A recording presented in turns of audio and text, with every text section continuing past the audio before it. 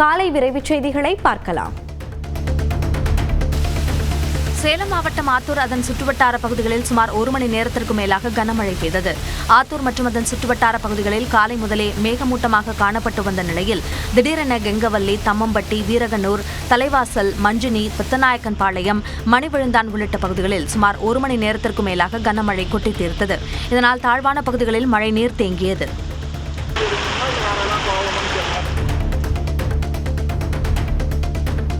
தருமபுரி மாவட்டம் அரூர், பாப்பிரெட்டிப்பட்டி மற்றும் அதன் சுற்றுவட்டார பகுதிகளில் கனமழை பெய்தது. தருமபுரி மாவட்டத்தில் காலை முதல் வானம் கருமேகம் சூழ்ந்து காணப்பட்டது. இந்நிலையில் மதிய வேளையின் போது தருமபுரி, அரூர், பாப்பிரெட்டிப்பட்டி, கடத்தூர் மற்றும் அதன் சுற்றுவட்டார பகுதிகளில் கனமழை பெய்தது. இதனால் ஒரு சில இடங்களில் சாலையில் தண்ணீர் தேங்கியதால் வாகன ஓட்டிகள் மிகுந்த சிரமத்திற்கு உள்ளாகினர். காவேரி நீர்பிடிப்பு பகுதியில் மழை குறைந்ததால் ஒகேனக்கல் காவேரி ஆற்றில் நீர்வரத்து சரிந்து வினாடிக்கு 4000 கன அடியிலிருந்து 2000 கன அடியாக குறைந்தது. 2 நாட்களாக தமிழக எல்லையான பிலிகுண்டுலுவுக்கு நீர்வரத்து அதிகரித்து வினாடிக்கு 4000 கன அடியாக அதிகரித்து காணப்பட்டது. தற்போது மழை குறைந்துள்ளதால் நீர்வரத்து வினாடிக்கு 2000 கன அடியாக சரிந்துள்ளது. நீர்வரத்து குறைந்தாலும் ஒகேனக்கல், மெயினருவி, சினியருவி, ஐந்தருவி உள்ளிட்ட பகுதிகளில் தண்ணீர் ஆர்ப்பரித்து கொட்டுவது பார்ப்பதற்கு ரம்மியமாக காட்சியளித்தது.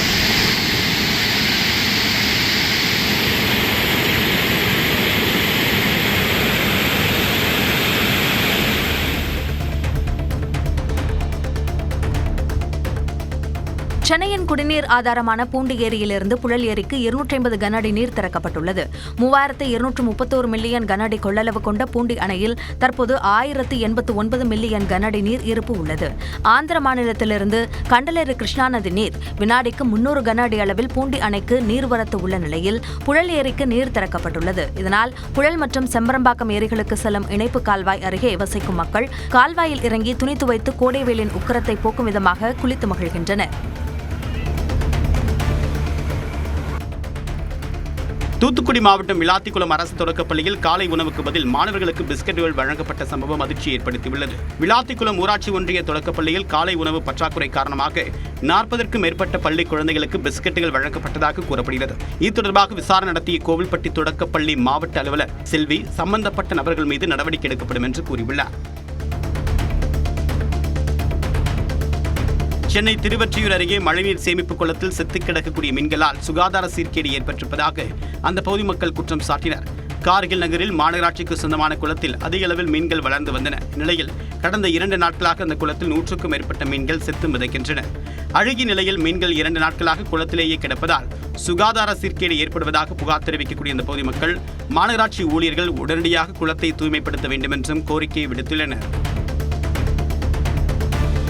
திண்டுக்கல் மாவட்டம் கொடைக்கானல் பிரையன் பூங்காவில் மலர் கண்காட்சி நிறைவடைந்ததும் பூத்து குலுங்கக்கூடிய வண்ண வண்ண மலர்களை சுற்றுலா பயணிகள் ஆர்வத்துடன் கண்டு ரசிக்கின்றனர். பிரையன் பூங்காவில் இந்த ஆண்டு மலர் கண்காட்சி மே மாதத்தில் நடைபெற்று நிறைவடைந்தது. எனினும் பூங்காவில் தற்போது டேலியா, ஆன்டிரேனியம், பான்சி சால்வியா, அஸ்தமரியா, மேரிகோல்ட் உள்ளிட்ட மலர்கள் பூத்து குலுங்குகின்றன. திருப்பூர் அரசு மருத்துவக் கல்லூரி மருத்துவமனையில் அமைச்சர் ஆய்வின் போது தொட்டதும் சுவரின் கான்கிரீட் பூச்சு உதிர்ந்து விழுந்த சம்பவம் அதிர்ச்சியை ஏற்படுத்தியது. மருத்துவமனையில் புதிதாக கட்டப்பட்டு வரும் புற்றுநோய் சிகிச்சை மையத்தை அமைச்சர் அருண்ராஜ் ஆய்வு செய்தபோது இந்த சம்பவம் நிகழ்ந்த நிலையில் அது குறித்து அதிகாரிகளிடம் விளக்கம் கேட்டார். முல்லை பெரியார் அணையின் நீர்த்தேக்கமான தேக்கடி ஏரிக்கரை ஓரம் உலா வந்த சிறுத்தையை சுற்றுலா பயணிகள் கண்டு வியந்தனர். முல்லை பெரியார் அணையின் நீர்த்தேக்கமான தேக்கடி ஏரியின் படகு சவாரியில் சென்று வனவிலங்குகளை கண்டு ரசிப்பதை சுற்றுலா பயணிகள் வழக்கமாக கொண்டுள்ளனர். அந்த வகையில் தேக்கடி படகு போக்குவரத்தில் சென்றபோது ஏரிக்கரை ஓரம் கடந்து சென்ற சிறுத்தையை சுற்றுலா பயணிகள் கண்டு ரசித்து புகைப்படம் எடுத்தும் வீடியோ பதிவு செய்து மகிழ்ந்தனர். விருதுநகர் மாவட்டம் சிவகாசியில் தன்னை கடித்த நல்ல பாம்பை உயிருடன் பிடித்து டப்பாவில் அடைத்து வந்த ஜிம்னாஸ்டிக் மாஸ்டரால் பரபரப்பு ஏற்பட்டது. தனியார் மெட்ரிக் மேல்நிலைப் பள்ளியில் மாணவர்களுக்கு பயிற்சி அளிப்பதற்கான உபகரணங்களை எடுக்கச் சென்ற ஜிம்னாஸ்டிக் மாஸ்டர் சங்கரை 6 அடி நீளம் கொண்ட நல்ல பாம்பு கடித்தது. ஆபத்தை உணர்ந்த சங்கர் அந்த பாம்பை உயிருடன் பிடித்து டப்பாவில் அடைத்துக் கொண்டு சிவகாசி அரசு மருத்துவமனையில் சிகிச்சை பெற வந்துள்ளார். வேலூர் மாவட்டம் காட்பாடி அருகே உள்ள மகிமண்டலம் மற்றும் அதன் சுற்றுவட்டார கிராமங்களில் சுமார் 3200 ஏக்கர் பரப்பளவில் புதிய சிப்காட் தொழிற்பேட்டை அமைப்பதற்கு எதிர்ப்பு தெரிவித்து விவசாயிகள் தர்ணா போராட்டத்தில் ஈடுபட்டனர். விவசாய நிலங்களை அழித்து சிப்காட் அமைப்பதால் ஏரிகள், குளங்கள் ஆகியவற்றின் நீர் ஆதாரம் பாதிக்கப்படும் என கூறி காட்பாடி வள்ளிமலை சாலையில் CN பட்டறை பகுதியில் சாலையின் அருகே அமர்ந்து தர்ணா போராட்டத்தில் ஈடுபட்டனர். அப்போது அங்கு வந்த காட்பாடி MLA சுதாகரை முற்றுகையிட்டு கேள்விகளை கேட்டு வாக்குவாதத்தில் ஈடுபட்டனர். திண்டுக்கல் மாவட்டத்தில் 2 டெங்கு பாதிப்பு இருப்பது கண்டறியப்பட்டுள்ளது. மழைக்காலம் தொடங்கி இருக்கக்கூடிய நிலையில் மாநகராட்சி, நகராட்சி, ஊராட்சி சுகாதாரத்துறை பணியாளர்கள், ஆரம்ப சுகாதார செவிலியர்கள் வீடு வீடாக சென்று ஆய்வு மேற்கொண்டனர். அப்போது கொடைக்கானல் பகுதியில் ஒரு நபருக்கும், திண்டுக்கல்லில் ஒரு நபருக்கும் டெங்கு காய்ச்சல் இருப்பதை கண்டறிந்தனர். மேலும் காய்ச்சல் அதிகமாக உள்ள பகுதிகளை கண்டறிந்து அந்த பகுதியில் மாநகராட்சி சுகாதாரத்துறை பணியாளர்கள் தீவிர கண்காணிப்பில் ஈடுபட்டு வருவதாக மாவட்ட ஆரம்ப சுகாதாரத்துறை அலுவலர் செல்வகுமார் தெரிவித்துள்ளார். திண்டுக்கல் மாவட்டம் வடமதுரை வட்டார வளர்ச்சி நிர்வாகத்தை கண்டித்து மக்கள் சாலை மறியல் போராட்டத்தில் ஈடுபட்டனர். அய்யலூர் அருகே வேங்கனூர் வடுகப்பட்டி பிரிவு முதல் வடுகப்பட்டி வரை 2 கிலோமீட்டர் தூரத்திற்கு சாலை அமைக்கக்கூடிய பணி தேர்தல் அறிவிப்புக்கு முன்பாக தொடங்கப்பட்டது. ஆனால் பணிகள் இன்னும் முழுமையாக முடிக்கப்படாதால் வேங்கனூர், பூவன்கலம், வடுகப்பட்டி உள்ளிட்ட கிராம மக்கள் தினமும் சிரமங்களை சந்தித்து வருவதாக கூறப்படுகிறது. இதனால் விபத்துகள் நடைபெறுவதாக அதிகாரிகளிடம் புகார் அளித்தும் நடவடிக்கை இல்லை என்று கூறி கிராம மக்கள் போராட்டம் நடத்தினர். தருமபுரி மாவட்டம் பாலக்கோடு அருகே நீட் தேர்வுக்கு தயாராகி வந்த மாணவி தற்கொலை செய்து கொண்ட சம்பவம் சோகத்தை ஏற்படுத்தியுள்ளது. எண்டடப்பட்டி கிராமத்தைச் சேர்ந்த ரோஷினி நாமக்கல்லில் தங்கி நீட் தேர்வுக்கு பயிற்சி பெற்று வந்த நிலையில் நீட் மறுதேர்வு எழுத சொந்த ஊர் வந்தபோது தற்கொலை செய்து கொண்டார். தற்கொலைக்கான காரணம் குறித்து காவல்துறையினர் விசாரித்து வருகின்றனர். கள்ளக்குறிச்சி மாவட்டம் திருக்கோவிலூர் பேருந்து நிலையத்தில் பெண்ணிடம் இளைஞர் ஒருவர் செல்போன் பறித்துச் சென்ற CCTV காட்சி வெளியாகியுள்ளது. பேருந்து நிலையத்தில் அதிகாலை 5 மணி அளவில் வெளியூர் செல்வதற்காக காத்திருந்த பெண்ணிடம் அந்த நபர் செல்போனை பறித்துக் கொண்டு ஓட்டம் எடுத்தார். அந்த பெண் இளைஞரை விரட்டி பிடிக்க முயன்ற காட்சிகள் வெளியாகியுள்ளது.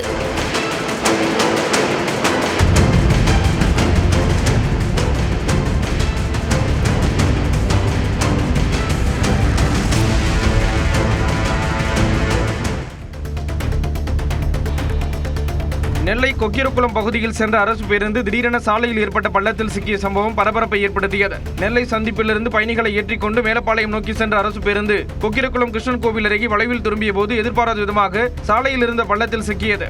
இதுகுறித்து அறிந்து வந்த மீட்புக் குழுவினர் கிரேன் உதவியுடன் பள்ளத்தில் சிக்கிய பேருந்தை மீட்டனர். பேருந்திற்கு பெரிய அளவில் சேதம் எதுவும் இல்லாததால் சிறிது நேரத்திற்கு பிறகு மீண்டும் மேலப்பாளையம் நோக்கி புறப்பட்டது.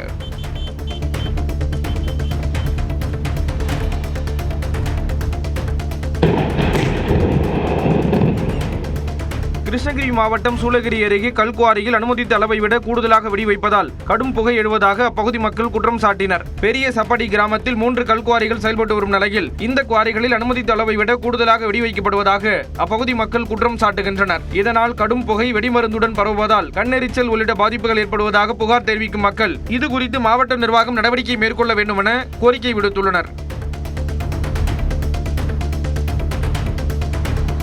விழுப்புரம் மாவட்டம் விக்கிரவாண்டி அருகே போதை மாத்திரைகளை விற்பனை செய்த இளைஞர் கைது செய்யப்பட்டார். வேடூர் அணை பகுதியில் காவலர்கள் ரோந்து பணியில் ஈடுபட்ட போது சந்தேகத்திற்கிடமான முறையில் நின்றிருந்த இளைஞரை பிடித்து விசாரித்தனர். அப்போது அவர் போதை மாத்திரை விற்பனை செய்தது தெரியவந்தது. இதையடுத்து போதை மாத்திரைகளை கடத்தியதாக வேடூர் கிராமத்தைச் சேர்ந்த சரத் என்பவரை கைது செய்த காவலர்கள் அவரிடமிருந்து போதை மாத்திரைகளை பறிமுதல் செய்தனர். தர்மபுரியில் வாய்ப்பகுதியில் காயம் ஏற்பட்டு தவித்த நாயை தூய்மைப் பணியாளர்கள் மீட்டு மருத்துவமனையில் சிகிச்சைக்காக அனுமதித்தனர். தர்மபுரி நகர் பகுதியில் தூய்மைப் பணியில் ஈடுபட்ட தூய்மைப் பணியாளர்கள் வாய்ப்பகுதியில் காயத்துடன் தவித்த நாயை கண்டனர். வாயின் மேல் பகுதி 2ஆக பிளந்து வலியால் துடித்த நாயை மீட்ட தூய்மைப் பணியாளர்கள் சக்கரவேல், செந்துக்குட்டி, செல்வராஜ் ஆகியோர் அதனை மாதப்பன் என்ற மருத்துவரிடம் எடுத்துச் சென்றனர். மருத்துவர் மாதப்பன் நாயின் வாயில் ஏற்பட்ட காயத்திற்கு தையல் போட்ட பிறகு தூய்மைப் பணியாளர்கள் நாயை அதன் குட்டிகளுடன் சேர்த்தனர். திருவண்ணாமலை மாவட்டம் ஆரணி அருகே திருடிய மாடுகளை சந்தையில் விற்க முயன்ற 2 கைது செய்யப்பட்டனர்.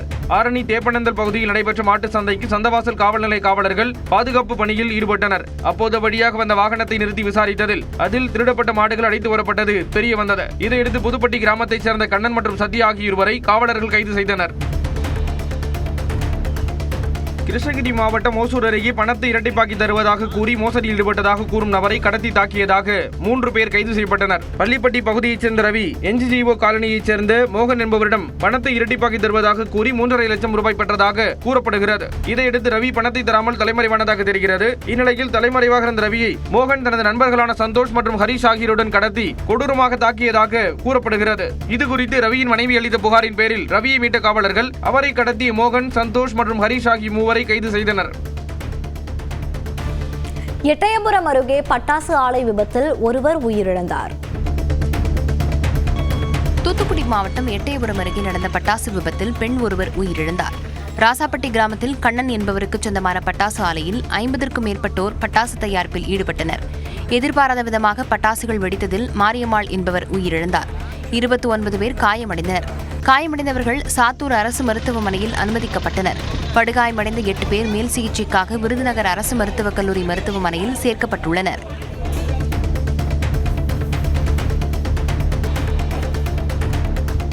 தமிழ்நாட்டில் பட்டாசு ஆலை விபத்தில் உயிரிழப்பு ஏற்படுவதை தடுக்க முதலமைச்சர் உரிய நடவடிக்கை எடுப்பார் என்று அமைச்சர் ஜெகதீஸ்வரி உறுதியளித்துள்ளார். தூத்துக்குடி மாவட்டம் ராசாப்பட்டி பட்டாசு ஆலை விபத்தில் பாதிக்கப்பட்டவர்களை சாத்தூர் அரசு மருத்துவமனையில் சந்தித்து ஆறுதல் கூறினார். செய்தியாளர்களுக்கு பேட்டியளித்த அமைச்சர், விபத்து நடந்த ஆலையின் உரிமத்தில் குளறுபடி இருந்தால் சட்ட ரீதியில் நடவடிக்கை எடுக்கப்படும் என தெரிவித்துள்ளார். இனிவரும் காலங்களில் இந்த மாதிரி உயிர் சேதமோ வெடி விபத்தோ ஏற்படாதவாறு நமது மாண்புமிகு முதலமைச்சர் அவர் தீவிரமாக அதற்குண்டான நடவடிக்கை எடுப்பார். புதுச்சேரிக்கு தேவையான அரிசி மற்றும் காய்கறிகளுக்கு அண்டை மாநிலங்களை நம்பும் நிலை மாற வேண்டும் என்று துணைநிலை ஆளுநர் கைலாஷ்நாதன் தெரிவித்துள்ளார். PS பாளையம் பகுதியில் நடந்த விவசாயிகள் சந்திப்பில் பங்கேற்ற ஆளுநர் விவசாயிகள் உற்பத்தி செய்த பொருட்களை பார்வையிட்டு பாராட்டினார். அரிசி எங்கிருந்து வருது? தமிழ்நாட்டில் வருது, ஆந்திராவிலிருந்து வருது. காய்கறிகள் எங்கிருந்து வருது? அதுவும் தமிழ்நாட்டிலிருந்து தான் வருது. பருப்பு வகைகள் எங்கிருந்து? அதுவும் தமிழ்நாட்டில் தான். திருப்பூர் மாவட்டம் தாராபுரத்தில் 30 அடி ஆழ வறண்ட கிணற்றுக்குள் விழுந்து 4 நாட்களாக உயிருக்கு போராடிய நாயை தீயணைப்பு வீரர்கள் மீட்டனர். மடத்துக்குளம் அருகே பூளவாடி கிராமத்தைச் சேர்ந்த தேவேந்திரன், ஜெயந்தி தம்பதி வளர்த்த நாய் 4 நாட்களுக்கு முன்பு காணாமல் போயுள்ளது. வீட்டின் அருகே வறண்ட கிணற்றுக்குள் நாய் விழுந்திருப்பதை அறிந்து தீயணைப்பு வீரர்கள் உதவியுடன் நாயை மீட்டனர். கோவை மாவட்டம் வெள்ளியங்கிரி மலைச்சாலையில் 2 யானைகள் சுற்றித் திரிந்ததால் பொதுமக்கள் அச்சமடைந்தனர். சாலையில் கம்பீரமாக நடந்து சென்ற யானைகள் திடீரென அங்குள்ள மைதானத்திற்குள் ஓடின. தகவல் அறிந்து வந்த வனத்துறையினர் யானைகளை காட்டுக்குள் விரட்டும் பணியில் ஈடுபட்டுள்ளனர். வெள்ளியங்கிரி, சாடிவயல் பகுதி மக்கள் எச்சரிக்கையாக இருக்க வேண்டும் எனவும் அறிவுறுத்தியுள்ளனர். சென்னையை அடுத்த முட்டுக்காட்டில் புதிதாக கட்டப்பட்டு வரும் சர்வதேச கூட்டரங்கை அமைச்சர் ஆதவ் அர்ஜுனா ஆய்வு செய்தார். ஆய்வின் போது கூட்டரங்கில் மேற்கொள்ளப்படும் உள்கட்டமைப்பு வசதிகள் குறித்து கேட்டறிந்த அமைச்சர், கூட்டரங்கின் மேல் பகுதியில் பொழுதுபோக்கு இடம் அமைக்கவும், உணவுக் கூடங்கள் அமைக்கவும் அதிகாரிகளுக்கு அறிவுறுத்தினார்.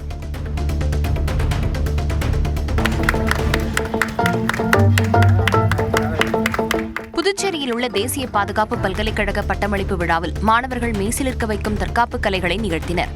பாதுகாப்பு, சைபர் பாதுகாப்பு, தடயவியல் உள்ளிட்ட பிரிவுகளில் பயிற்சியை நிறைவு செய்தவர்களுக்கு பட்டங்கள் வழங்கப்பட்டன. அப்போது யோகா, சிலம்பம், சுருள்வீச்சு, கமாண்டோ பயிற்சி ஆகியவற்றையும் மாணவர்கள் நிகழ்த்தினர்.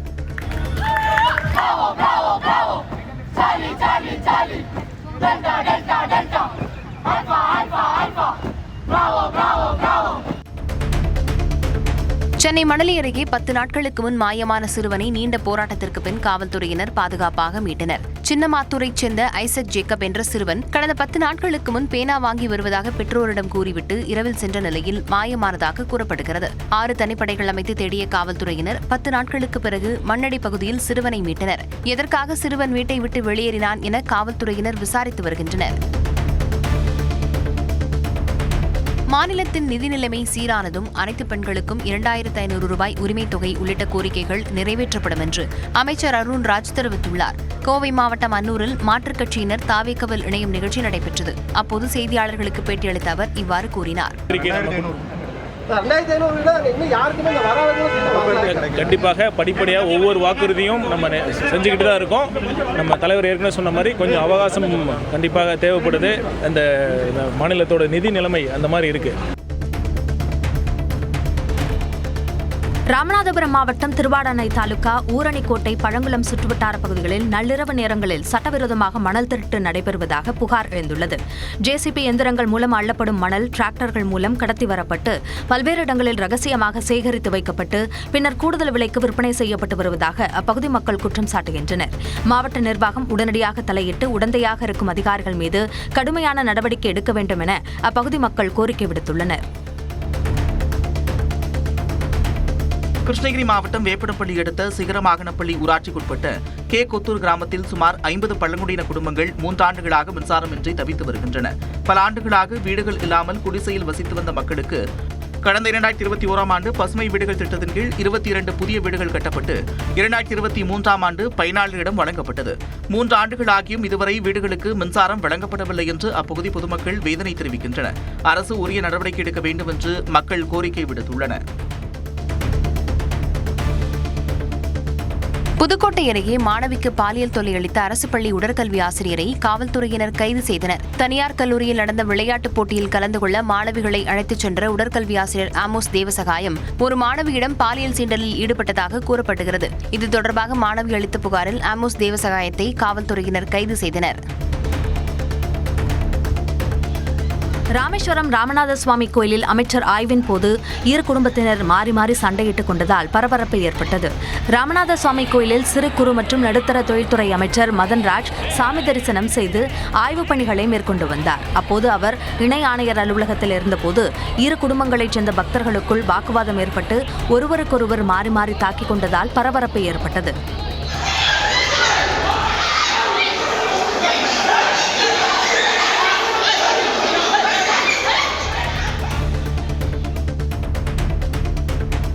நீலகிரி மாவட்டம் கோத்தகிரி அருகே வீட்டின் சமையலறைக்குள் நுழைந்த கரடி உணவுகளை சாப்பிட்டு சேதப்படுத்தியது. அட்டவாலா பாரதிநகர் கிராமத்திற்குள் நுழைந்த கரடி வீட்டின் சமையலறை கதவை உடைத்து உள்ளே சென்றது. பாத்திரங்கள் உருட்டக்கூடிய சத்தம் கேட்டு எட்டி பார்த்த அந்த பொதுமக்கள் கரடியை பார்த்து கூச்சலிட்டனர். இருப்பினும் வெளியே வராமல் உணவை சாப்பிட்ட கரடி நீண்ட நேரத்திற்கு பிறகு வெளியே ஓடிச் சென்றது. சென்னையை அடுத்த தாம்பரம் மாநகராட்சியில் பொதுத் தேர்வில் வெற்றி பெற்ற அரசு பள்ளி மாணவர்கள் 200 பேருக்கு அமைச்சர் சரத்குமார் ஊக்கத்தொகை வழங்கி பாராட்டினார். சேலையூர் பகுதியில் நடைபெற்ற நிகழ்வில் பங்கேற்ற அமைச்சர் 10 மற்றும் 12ஆம் வகுப்பு பொதுத் தேர்வில் தேர்ச்சி பெற்றவர்களுக்கு தலா 1000 ரூபாய் வழங்கினார். தொடர்ந்து மாணவர்களுடன் அமர்ந்து உணவருந்தினார். நாமக்கல் மாவட்டம் பரமத்தி அருகே மினி ஆட்டோ மீது கார் நேருக்கு நேர் மோதிய பதைக்க வைக்கும் காட்சி வெளியாகியுள்ளது.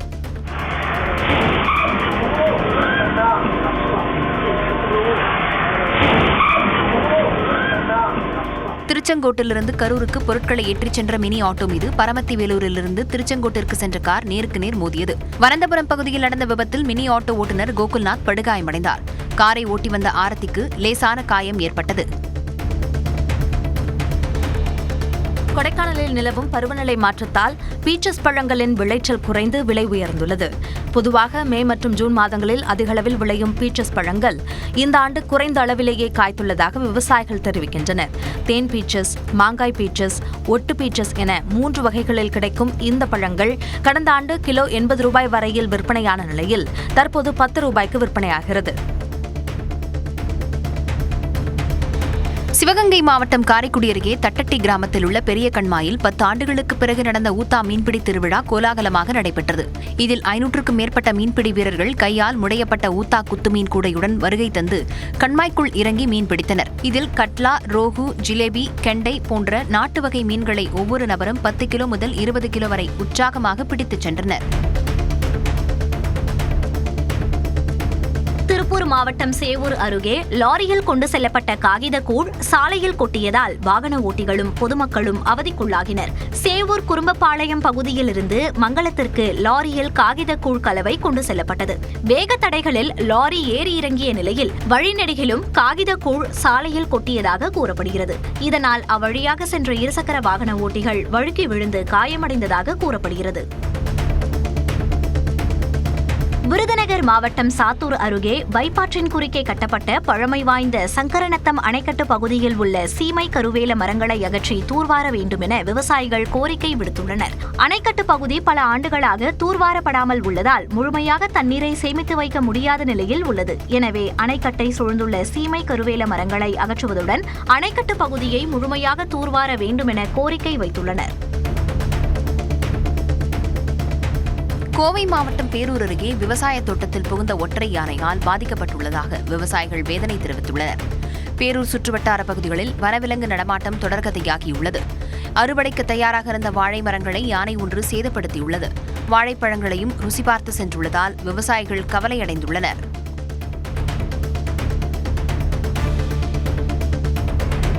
புதுக்கோட்டை மாவட்டம் ஆவுடையார் கோவில் ஆத்மநாப சுவாமி கோயிலில் ஆனி திருமஞ்சன திருத்தேர் திருவிழா விமர்சையாக நடைபெற்றது. ஆத்மநாப சுவாமி கோயிலில் ஆனி மாதம் திருமஞ்சன திருவிழா கடந்த வெள்ளிக்கிழமை கொடியேற்றத்துடன் தொடங்கியது.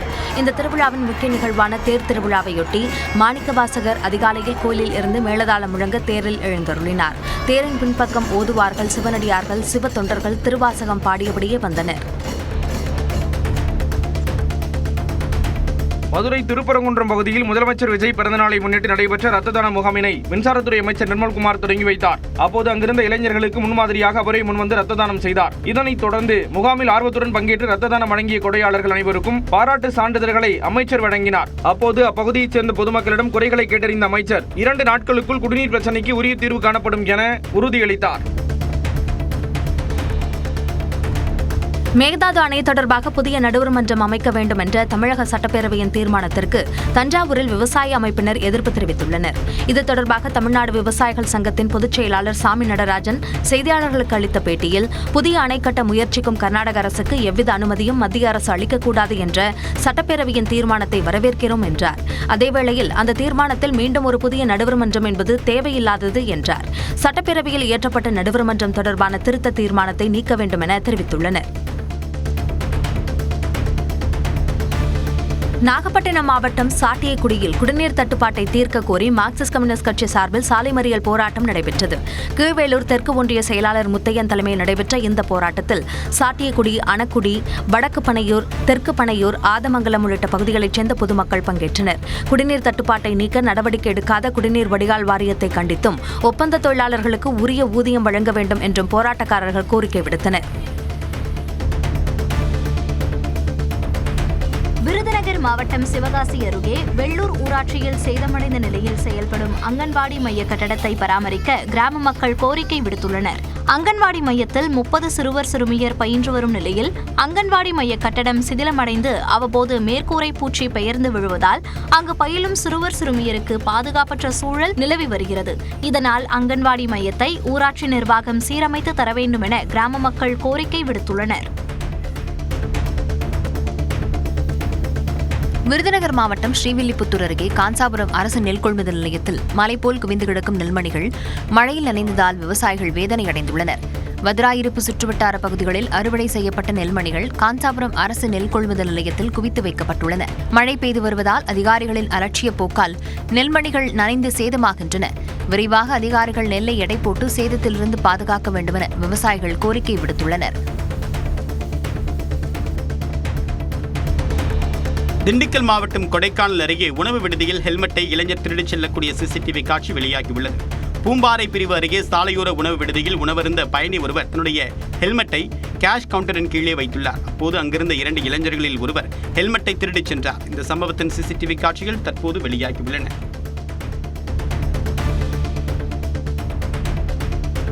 திருவாரூர் மாவட்டம் கமுகக்குடி கிராமத்தில் சுடுகாட்டிற்கு செல்ல முறையான சாலை வசதி இல்லாததால் 50 ஆண்டுகளாக உடல்களை விளைநிலங்கள் வழியாக சுமந்து செல்லும் நிலை இருப்பதாக கூறப்படுகிறது. வினித் என்ற இளைஞர் சமீபத்தில் உயிரிழந்த நிலையில் அவரது உடலை இடுப்பளவு பயிர்கள் மற்றும் சேரும் சகதியுமான விளைநிலங்கள் வழியாக தோளில் சுமந்து செல்லும் நிலை ஏற்பட்டது. மழைக்காலங்களில் நிலை மேலும் மோசமடைவதாகவும் பலமுறை மனு அளித்தும் அதிகாரிகள் சுடுகாட்டுக்கு பாதை அமைக்கவில்லை எனவும் மக்கள் கூறுகின்றனர்.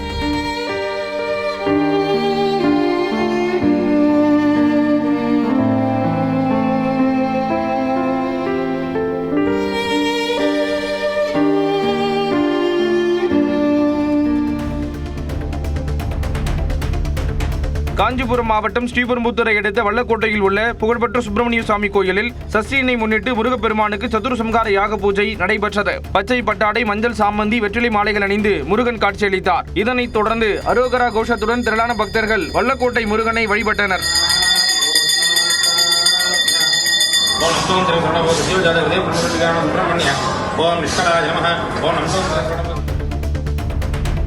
செங்கல்பட்டு மாவட்டம் செய்யூர் அருகே மலையடிவாரத்தில் தார்பாய் அமைத்து தங்கியிருந்த பள்ளி மாணவிகளின் குடும்பத்தினரை சந்தித்த அமைச்சர் சரத்குமார் அவர்களுக்கு பட்டா வழங்க அதிகாரிகளுக்கு அறிவுறுத்தினார். சித்தாமூர் ஒன்றியத்திற்கு உட்பட்ட விளாங்காடு கிராமத்தில் மலையடிவாரத்தில் மின்சாரம் ஏதுமின்றி பள்ளி மாணவிகள் இருவர் தங்கியிருக்கும் வீடியோ சமூக வலைதளங்களில் வெளியானது. இந்த நிலையில் அவர்கள் வீட்டிற்கு சென்ற மனிதவளத்துறை அமைச்சர் சரத்குமார் அவர்களுக்கு மாற்று இடம் ஒதுக்கி அதற்கான பட்டாவை வழங்க வேண்டும் என்று அதிகாரிகளுக்கு அறிவுறுத்தினார்.